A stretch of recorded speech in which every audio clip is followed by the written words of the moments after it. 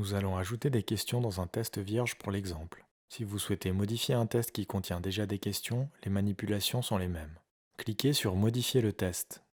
Vous êtes alors sur la page qui présente toutes les questions. Cliquez sur Ajouter à droite de votre écran. Pour ajouter une nouvelle question, sélectionnez Plus une question. Apparaît alors une liste de types de questions que vous pouvez ajouter à votre test selon vos besoins. La première que nous allons tester est l'appariement. Cette question demande à l'étudiant d'associer les deux bons éléments. Sélectionnez Appariement dans la liste et Ajouter. Donnez un titre et un énoncé.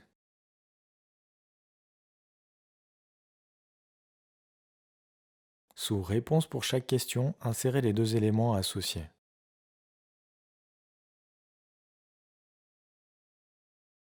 Si vous avez plus de 3 éléments, cliquez sur 3 emplacements supplémentaires vides. Lorsque tout est complété, votre question est prête et vous pouvez cliquer sur Enregistrer. Vous pouvez tester votre question en cliquant sur la petite loupe en face de celle-ci.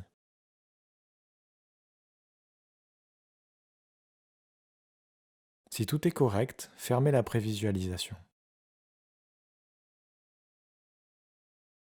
Un autre type de question qui peut être intéressant est le glisser-déposer sur une image. Cette question consiste en une image de fond sur laquelle l'étudiant glisse des mots ou des images. Sélectionnez le type de question et ajoutez. Définissez un titre et un énoncé.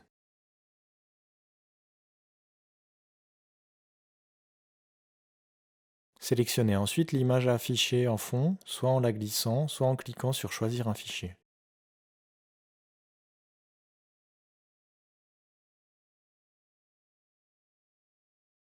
Définissez les éléments que l'étudiant devra glisser, qu'il s'agisse de texte ou d'image.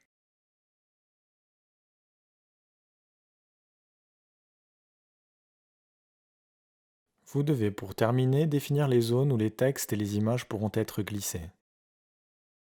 Sélectionnez les différentes réponses.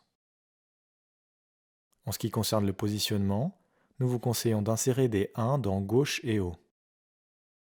De cette manière, toutes les zones seront définies en haut à gauche de l'image. Pour finir, remontez au niveau de l'image de fond et déplacez les zones où vous le souhaitez avec votre souris.